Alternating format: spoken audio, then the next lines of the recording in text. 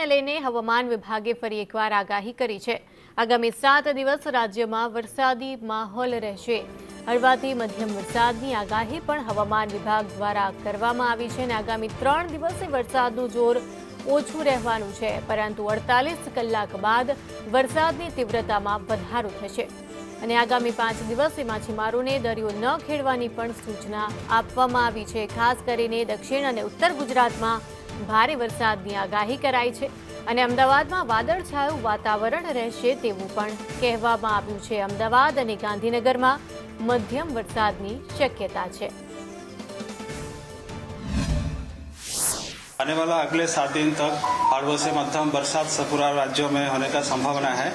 इसमें जो रेनफॉल का डिस्ट्रीब्यूशन है वो फेयरली वाइड स्प्रेड रहेगा पहला दिन और गुजरात रीजन में, और अगले 3 दिन 21, 22, 23 को वाइड स्प्रेड रहेगा और 24, 25, 26 को फेयरली वाइड स्प्रेड होगा। और जो सौराष्ट्र कच्छ रीजन में इसमें फेयरली वाइड स्प्रेड बरसात होने का संभावना है हल्के से मध्यम, और हेवी रेनफॉल का वार्निंग गुजरात रीजन में है पूरा वीक के लिए।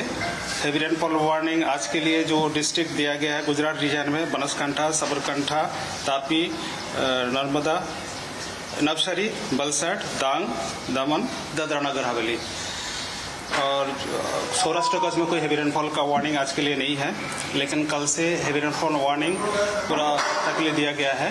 मतलब आपका 21 से लेकर 26 जून तक हेवी रेनफॉल का वार्निंग है।